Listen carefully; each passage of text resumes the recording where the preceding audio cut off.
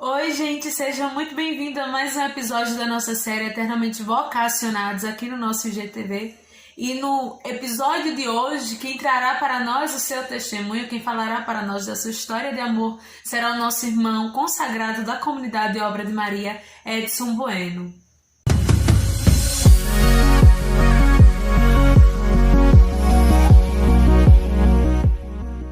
Seja muito bem-vindo, Edson, a mais um episódio da nossa série Eternamente Vocacionados. É uma alegria ter você aqui conosco para você partilhar para a gente sobre a sua vocação, a sua história de amor. Se apresente, por favor, nós queremos te conhecer. Muito obrigado, minha irmã. Olha só, meu nome é Edson Bueno, eu sou natural da cidade de Corumbá, no Mato Grosso do Sul. Sou membro consagrado da comunidade Obra de Maria e sou celibatário. Resido atualmente na cidade de São Lourenço da Mata, aqui no estado de Pernambuco, onde nós temos a nossa casa-mãe, que com carinho nós chamamos de condomínio. Quem era Edson Bueno antes de encontrar com o Senhor? Edson Bueno já era de igreja ou não? Não. Edson, ele foi resgatado, vamos dizer assim, né? Eu tive uma experiência muito interessante, porque eu tive, por misericórdia de Deus, essa experiência de andar por outros caminhos, né? E lá eu fui procurando o amor. Só que realmente, o amor eu só vim encontrar na igreja a partir de um convite para participar de um grupo de jovens, né? De uma grande amiga minha, que era catequista, com o seu noivo, hoje ela é casada, graças a Deus, né? E foi para mim essa rede aonde eu fui pescado para fazer essa experiência com Deus, né? Mas esse Edson, ele era um jovem meio cabeça oca, como todo jovem, querendo conhecer muitas coisas, se achando dono do nariz, entendeu? E a gente, depois dessa experiência, a gente viu que as coisas não são como a gente pensa, né? Elas são melhores porque elas são segundo o plano e o coração de Deus. E quando foi, Edson, seu encontro pessoal com Jesus? Então, meu encontro aconteceu no dia 1º de junho de 1997, até um tempinho já, né? Eu tenho a data marcada porque realmente foi um divisor de águas. Eu posso dizer que a minha vida é uma antes desse encontro, né? E outra muito melhor depois desse encontro. Você, logo depois desse encontro com Deus, você se encontrou com o carisma Obra de Maria? Ou aí demorou um tempo, você caminhou na igreja para depois você conhecer o carisma? Então, para mim, eu vim, depois desse encontro pessoal, eu tive o contato com a renovação carismática, né, onde eu tive essa graça do batismo no Espírito, e por me enganjar no movimento, eu tinha contato sempre com os diversos carismas que existiam. Na época eu tinha a graça de participar do Congresso Nacional da Renovação Carismática, né, que acontecia sempre em Aparecida, e aí ali era uma grande promoção vocacional de todos os carismas que tinham esse berço carismático, né? Mas eu posso dizer para você que não foi muito rápido, não. Demorou muito tempo para eu ter, vamos dizer assim, um contato mais íntimo com o carisma. Eu já o conhecia dessas feiras vocacionais que aconteciam no Congresso Nacional, porém eu não tinha assim esse desejo de conhecer.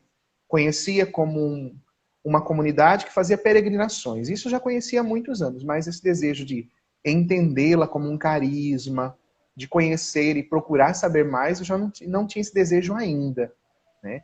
Houve todo um processo, vamos dizer assim, de autoconhecimento mesmo, né? E também um tempo que eu digo que é um tempo propício que Deus me concedeu para que eu pudesse, no momento certo, encontrar com o carisma. E quando foi que você se encontrou com a Obra de Maria? Você disse que seu encontro pessoal foi em 97, demorou alguns anos. Como foi esse seu encontrar com a comunidade Obra de Maria? Então, o meu encontrar com a comunidade Obra de Maria foi uma situação muito, muito peculiar, porque, como eu disse, né, eu já conhecia a comunidade, mas o primeiro contato mais íntimo foi a partir de uma das missionárias da comunidade que visitou a minha cidade. né?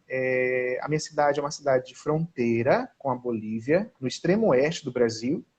E na época só existia uma casa de missão. Existiam duas casas de missão na região de fronteira, que era uma na cidade de Ponta Porã, no meu estado, e outra do lado paraguaio, né? E uma das missionárias que residia nessa casa de missão lá de Ponta Porã, a Giovânia, ela veio fazer uma visita missionária porque tinha todo um projeto de Deus para as fronteiras, né? Tinha toda uma profecia de Deus para o carisma nas fronteiras.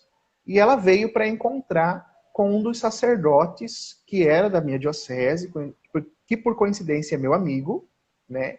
Ele é do clero diocesano em Corumbá, e ele também, por ser descendente de bolivianos, ele tinha um acesso ao clero boliviano, certo? Então precisaria ali ter um contato com esse sacerdote para poder conhecer mais de perto a realidade da minha diocese e também do lado boliviano da cidade de fronteira ali. E ela, nesse primeiro contato, muito sorridente, né, muito alegre, esse é uma das características dos filhos da Obra de Maria, nessa alegria, ela fez esse primeiro contato, né? E aí, você já pensou em ser Obra de Maria? Eu falei, meu Deus, essa mulher, gente, nem tá me conhecendo direito, já me convida para ser da comunidade, né? E no momento eu disse não, né? Porque eu achei assim muito repentino, achei muito inesperado. Porém, o processo ali de estreitamento com carisma foi acontecer de maneira discreta, porque eu entendia que eu estava ajudando o carisma a ele adentrar na minha diocese, lançar raízes, se estruturar, só que eu não entendia que Deus ele estava fazendo com que o carisma se estreitasse com o meu coração e lançasse raízes no meu coração, né? Tudo isso eu fui entender bem mais tarde, já dentro do processo de caminhada vocacional no carisma. E quando foi que você ingressou? Então, para mim, eu digo que para mim foi uma coisa muito, muito discreta, pelo seguinte: o chamado de Deus eu já tinha muito claro. Deus me queria para algo. Deus me queria para ser dele. Porém, eu ainda não sabia ainda. E nesse processo de estreitamento com o carisma, como eu estou te dizendo, foi acontecendo cada vez mais eu fui entrando no carisma sem perceber aquilo que Deus fazia. Eu digo que Deus agiu comigo de maneira silenciosa e muito discreta. Eu digo que ele foi flertando com o meu coração, né, aos poucos, de maneira delicada, e aí eu fui realmente, aos poucos, me percebendo o carisma. Eu posso dizer que aquela palavra de Jeremias, seduziste-me e eu me deixei seduzir, realmente ela aconteceu na minha história. Porque quando eu dei por mim, eu já estava mesmo fazendo um processo de pré-discipulado, como a gente não tinha casa na época ainda, né? Nessa realidade, vinham as missionárias da casa de Ponta Porã, todos os meses, visitar a minha diocese, a minha cidade, e elas passavam o dia do sábado e do domingo conosco para fazer aquele momento de vocacional com a gente. E eu participava dos encontros. Porém, eu ainda não tinha entendido que eu já estava num processo de caminhada vocacional. Olha que interessante, né? Porque eu acho que, de acordo com aquelas realidades que eu estava vivendo, aquele descobrir-se como chamado em um carisma específico, eu passei por algumas situações que me deixaram com um pouco de medo, um pouco de receio, né? Então aí eu entendo esse cuidado de Deus, ele sendo de maneira delicada e silenciosa, para ir realmente lançando as raízes do carisma no meu coração, fazendo essa semente germinar. Porque eu acho que se Deus falasse diretamente, talvez, diante daquilo que eu estava vivendo, aquele medo, aquela insegurança de eu quero responder logo o chamado, eu quero encontrar logo um carisma, diante daquele afã de fazer logo a vontade de Deus, talvez eu me perdesse, né? Então Deus ele foi agindo dessa maneira delicada, e eu costumo sempre dizer, né, que quando eu dei por mim, eu já estava concluindo o meu pré-discipulado, já estava às portas da missa do discipulado, né, para receber a regra de vida do carisma, né? Para mim foi dessa maneira. Eu digo que a formação aconteceu, como segue a nossa orientação, né, formativa, preparatória para a consagração, com todo aquele cuidado dos temas, das orações, todo aquele processo ele foi vivido. Só que, para mim, esse processo ele foi vivido de maneira tão sutil, mas tão sutil, que eu, não posso dizer assim, que eu percebi logo no começo, porque eu não percebi. Eu fui realmente sendo envolvido de amor, como o Senhor vai falando na palavra, né? Eu fui te atraindo com laços de amor. Isso foi acontecendo. E como surgiu, você falou que você era celibatário, como foi que surgiu esse desejo, né? Esse chamado? Como foi que você entendeu esse chamado de Deus? Deus foi claro ou ele também foi sutil quando ele te chamou ao celibato? Então, na questão do descobrimento da vocação celibatária, Deus ele foi muito claro comigo, certo? No começo eu tentei fazer um acompanhamento vocacional para a vida sacerdotal, estive numa experiência de vida de seminário, porém eu via que não era aquilo que Deus queria para mim. Eu me sentia como que um peixe fora d'água dentro daquela preparação para o sacerdócio, né? Mas eu não conseguia ainda entender essa realidade do celibato dentro da vida leiga. Porque a gente, dentro daquela realidade que nós temos hoje na igreja, nós vemos celibato na vida religiosa, nós vemos celibato na vida sacerdotal, né? Mas na vida do leigo consagrado, mesmo que não é uma realidade que as novas comunidades trazem para a igreja, é uma vocação que já existia, mesmo assim ela não era tão visível, certo? E por causa disso, eu não me imaginava como celibatário dentro da vida de leigo consagrado. Então, para mim, nesse processo, foi um convencimento da parte de Deus. Deus foi me convencendo de que isso é possível, de que isso é uma realidade concreta e de que é uma realidade que, principalmente, traz alegria e plenitude ao coração. E como foi que você conseguiu responder o chamado de Deus? Tem muitos jovens que sentem esse chamado, até mesmo as meninas, e elas pensam, meu Deus, mas na obra de Maria não tem como ser religiosa, né? Não tem as freiras. Sentem o desejo de se doar inteiramente, sentem Jesus chamando elas só para ele, mas elas não têm esse discernimento, né, do celibato. Como é que você encara isso, Edson? Então, eu digo assim, a vocação ao celibato é uma vocação bela, como todas as outras vocações. E todas as vocações, elas são, como João Paulo II já dizia, uma história de amor irrepetível, né? E todas elas tendem para a santidade. Agora, falando da vocação ao celibato, né, na qual eu vivo e sou plenamente realizado, eu digo para quem tem esse chamado de Deus, eu digo o seguinte: não lute, não tente lutar. Porque o próprio texto do livro de Jeremias já dizia, né? Seduziste-me e eu me deixei seduzir. Subjugaste-me, ou seja, brigamos. O Senhor venceu, né? E o Senhor obteve a vitória. Ou seja, mesmo que eu entre em combate com Deus, do meu querer com o querer de Deus, no fim, sempre ele acaba vencendo e a vitória dele sempre traz benefício para nós. Então, assim, eu digo para quem tem esse chamado, esse desejo de se consumir, por mais que já esteja na vida no carisma, né, já esteja vivendo a vida no carisma de maneira interna ou de maneira externa, mas sente esse desejo do algo mais, do algo mais, do algo mais, eu posso dizer, não lute, né?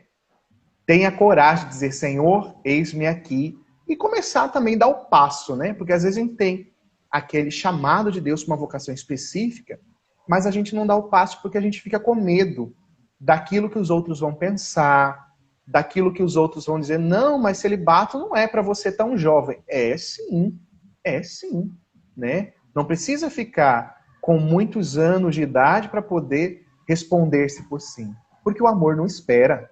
O amor, quando ele chega no coração, ele toma de uma maneira tão grande que a única coisa que você quer fazer é fazer esse amor se concretizar. Ou seja, aquilo que está aqui dentro, eu quero jogar para fora. E esse jogar para fora é assumir a vocação, seja ela qual for, mas como eu estou dizendo, dentro da vida celibatária, é assumir o celibato, assumir esse chamado de Deus e entrar nesse processo de formação, que é um processo belíssimo. É um processo muito simples, mas um processo muito belo, muito enriquecedor. porque ele trabalha toda essa nossa formação humana. Tudo aquilo que nós precisamos entender da pessoa de Deus, do chamado, daquele que é o vocacionado a esse estado de vida, daquilo que são as realidades de cada pessoa, daquilo que são os limites, os medos, as inseguranças. Todas essas coisas estão trabalhadas nesse processo vocacional. Eu digo que é simples, porque a gente logo já escreve, né, ao setor vocacional que já direciona para o estado de vida e já começa um acompanhamento, né? E assim, dependendo de como é a maturidade, a clareza da pessoa que já vive a vocação Obra de Maria, esse processo ele pode durar a partir de 1 ano, né? Se vê que a pessoa já está no carisma, ela é bem resolvida no carisma, e ela entra para uma formação específica preparatória para o celibato consagrado, e os formadores, tanto o formador pessoal quanto o formador preparatório para o estado de vida, eles percebem essa realidade já bem concretizada na pessoa, bem amadurecida.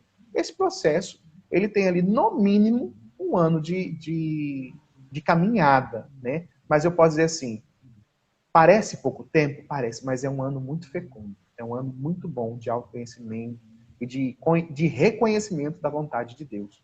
Porque aí você já está rendido, né, diante desse amor, você só quer amar, você experimenta amado e você quer realmente retribuir esse amor. E quer logo que esse tempo passe. Se o carisma falar que vai aumentar o tempo para no mínimo 3 anos, o coração não desespera não. O coração continua ali firme. Porque a vontade é fazer a vontade de Deus. Porque a vontade de Deus é a nossa alegria, né? E quando a gente fala assim, celibato pelo reino dos céus, o que é que a primeira coisa que vem ao seu coração? É um sentimento de plenitude? O que é que vem ao seu coração quando fala isso? Celibato pelo reino dos céus. No meu coração transborda, porque eu sei que o celibato ele não é só físico, ele não é só emocional, ele não é só social. Porque hoje a gente pode ver no mundo pessoas que não se relacionam porque têm medo, porque são traumatizadas, né? Porque tem medo de dividir a vida com outra pessoa, né? Tem insegurança, tem medo financeiro. Então, assim, quando você fala do celibato pelo reino dos céus, você direciona, ou seja, você diz que ele tem um norteador, ele tem um para onde, um porquê. Porque quando é pelo reino dos céus, para o reino dos céus, você sinaliza já aqui na terra aquilo que um dia todo batizado vai viver no céu. É como Jesus disse lá no Evangelho de São Marcos, no capítulo 12, né? Lá, ou seja, no céu, todos serão como anjos. Lá não casarão e não se darão em casamento. E aí a gente fica pensando, mas por quê? Porque lá Deus será o único amor no coração de todos aqueles que o contemplarão face a face por toda a eternidade. Então, quando eu vejo essa graça de ser direcionado, celibato pelo reino dos céus, eu tenho um motivo, eu tenho um para quê e um porquê, né? E isso alegra o meu coração, transborda. Porque eu sei que o celibato não é para agora, para esse tempo. É para toda a eternidade, né? Em tudo aquilo que a gente faz, seja a convivência, seja o trabalho, o apostolado, em todas as realidades que nós fazemos, nós temos que ter sempre essa clareza. E por causa dessa clareza, nós norteamos tudo aquilo que fazemos e aquilo que somos, né? Para que tudo seja a glorificação da pessoa de Deus, para que Deus seja conhecido e amado por todos. Para que nós possamos mostrar para o mundo a presença amorosa e esponsal de Deus que ama a humanidade através da sua igreja. Amém. Edson, você já entrou na vida interna celibatário, não é isso? Como foi Sim. esse seu discernimento de entrar para a vida interna? Esse chamado ele já vinha de muito antes? Foi um processo que se deu ao longo do caminho? Como foi esse seu processo de vida externa, vida interna? E se há diferença no seu estado de vida, né? Algumas pessoas podem até... Quantas vezes a gente não ouve... no matrimônio é muito fácil ser casado dentro da comunidade, né? Não tem isso, não tem aquilo, não tem o que o mundo oferece. Mas no celibato, tem essa diferença no ser externo e no ser interno? Olha, com relação à vivência dentro do carisma, não. As mesmas regras e os mesmos compromissos que eu tinha como celibatário externo, eu tenho hoje como celibatário interno. Uma só regra, uma só medalha, um só carisma, né? Porém, temos realidades de vivência. Então, ou seja, você vivendo o celibato na vida externa, eu posso dizer que para mim foi uma graça muito grande, porque ele é lapidador. Sabe por quê? Porque quando nós nos deparamos com o meio de igreja, com o meio eclesial, que eu falo assim, eu me apresento, eu sou Edson, eu sou celibatária. Ah, que bom, que maravilha, você tem uma acolhida, né? As pessoas entendem, as pessoas acolhem, as pessoas rezam por você, tem todo um carinho eclesial de acolhida quando você se apresenta como celibatário. Agora, você se apresentando como celibatário diante de pessoas que não têm essa caminhada de igreja, começa a primeiro momento uma inquietação. Por quê? Pra quê? Perda de tempo. Isso é doideira. Isso não existe. Isso não sei o quê. E para mim é bom. Sabe por quê? Porque em cada pergunta, em cada questionamento desse, eu era convidado a olhar para dentro de mim, pegar as minhas razões mais profundas dos meus porquês e trazer para eles, para quem quer que me ouvisse, né? Seja um solteiro, seja um casado, seja uma pessoa que tem credo, né, em algum outro Deus, em alguma outra religião, como alguém que não tem credo nenhum. E para mim foi um momento muito lapidador. Eu digo lapidador como enriquecimento, certo? Porque eu podia dar, como diz o próprio São Paulo, né, razões da minha fé, razões daquilo que eu creio, daquilo que eu vivo. Amém. E aí, como eu falei, você entrou para morar na comunidade, né? Já perguntei na realidade do celibato, mas como pessoa, né? Como vocação, obra de Maria, esse discernimento já veio de antes ou foi algo que Deus foi germinando no coração ao longo do tempo? Sim. Na verdade, esse desejo de vida interna, ele já me acompanha desde o dia em que eu me entendi chamado por Deus. Desde o dia que eu me entendi como alguém que tem uma vocação específica, que eu não sabia ainda se era o celibato na vida leiga, como ele se ia se viver, mas eu já tinha isso como uma realidade. A vida consagrada tinha que ser vivida dentro de uma estrutura de vida comunitária, né? Mas durante todo esse processo, eu digo assim, eu tinha essa clareza, porém aconteceram muitas situações, né? Não situações difíceis, mas situações próprias do dia a dia do meu trabalho de apostolado na igreja.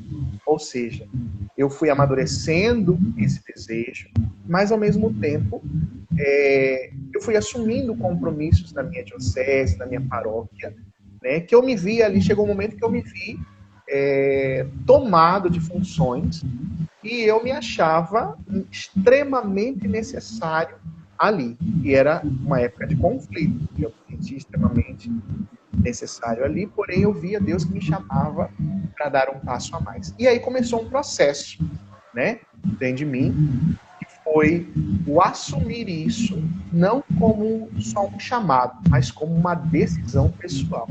E aí eu fiz o processo, entrei em contato com o responsável da missão na época, né?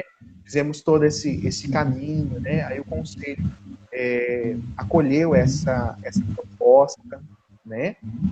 E depois eu vim para fazer essa experiência. Então eu entrei esse ano, né, já para a vida interna. Eu posso dizer para você o seguinte: me sinto totalmente em casa, numa simplicidade, né? Deixei meu trabalho, daquilo que eu fazia na igreja, os trabalhos na igreja, os pastorais, os grupos que eu me dedicava, deixei a minha fonte de renda, deixei a casa dos meus pais, porém, me sinto plenamente feliz, plenamente tranquilo em casa, né, que é o mais importante. Por quê? Porque eu sou obra de Maria e dentro da família Obra de Maria a gente se sente em casa. Verdade. Edson, diante de tudo isso que você viveu dentro do carisma, né? Mesmo que na vida, tanto na realidade externa como interna, que a gente sabe que só muda a estrutura, nós somos convidados a doar a nossa vida, temos a mesma regra de vida, mas diante de todo esse tempo que você é obra de Maria, tem quantos anos de comunidade, Edson? De caminho com a comunidade vão fazer 9 anos esse ano. 9 anos. De celibato tem quantos anos? Celibato eu tô há 1 ano, já indo pro 2º ano já. Pronto. Nesses anos, que por mais que algumas pessoas possam até dizer assim, é pouco, mas na intensidade do dia a dia, parece que são 3 dias em um dia só, dentro de tudo aquilo que acontece. Se você tivesse a oportunidade de mudar alguma coisa, de mudar a sua resposta, de talvez dizer um não a Deus, talvez de olhar para trás, você mudaria a sua resposta? Olha, com a idade que eu tenho hoje, com a caminhada que eu tive, eu acho que eu mudaria só uma coisa. Eu daria o sim mais cedo para Deus. Não o sim de eu aceito, mas um sim de estou aqui já de corpo e alma para realizar a missão. Né? Eu sei que houve um processo que foi benéfico para mim, né? Foi constitutivo para minha vocação, mas hoje, se eu pudesse, eu seria a Obra de Maria mais cedo, eu seria celibatário mais cedo, né? Porque eu vejo que é uma grande graça. Amém. E, Edson, você é feliz? Nossa, que pergunta. Muito, muito. Eu não posso dizer que eu sou o homem mais feliz do mundo, que o homem mais feliz do mundo é aquele que se entregou por amor a nós, no alto da cruz. Mas eu sou o segundo homem mais feliz do mundo. É o segundo homem mais feliz do mundo. Se você pudesse dizer algo para quem se sente chamado a ser obra de Maria e também se sente chamado dentro dessa vocação específica, se sente chamado ao celibato, o que é que você responderia para aqueles que estão nos assistindo? Então, você que ainda não conhece o carisma Obra de Maria, eu convido você a dar um passo ousado para conhecê-los. Chegue mais próximo de nós, entre em contato com algum membro da Obra de Maria, com algum filho do carisma, e venha procurar responder as suas dúvidas, né, conosco, nos acompanhe, veja aquilo que amamos, como nos portamos diante daquilo que amamos, diante daquilo que fazemos. E se Deus toca o coração a dar-se mais a Ele, bem, essa família é linda, ela é uma família bela, jovem, né? Fizemos agora 30 anos, né?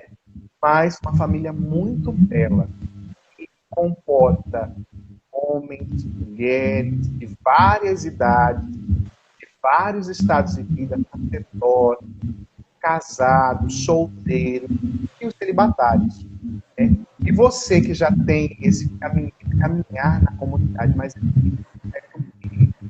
né, um certo receio, eu digo para você, larga a mão do povo, se Deus te chama a dar mais da sua vida e você já está se doando no carisma, quem sabe Deus não te chama para o celibato?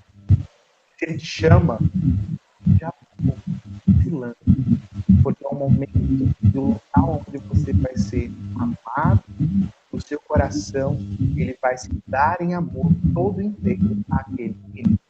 Então, meu irmão, minha irmã, você que acompanha por essa arte, Deus abençoe, mas também tenha coragem. Tenha coragem porque você vai experimentar uma alegria sempre é aquilo que nós experimentamos quando fazemos a vontade de Deus. Então, sim, não só de boca, mas com ato, nós experimentamos uma alegria sem fim do Evangelho, né? A promessa do 100 vezes mais pai, mãe. E quando a gente fala 100 vezes mais pai e mãe, a gente fala 100 vezes mais amor, mais carinho, mais cuidado, mais zelo. Então, é a promessa do sempre. E essa promessa do sempre, ela possa alcançar a cada um de vocês que nos ouvem e a todos nós de maneira especial. Amém.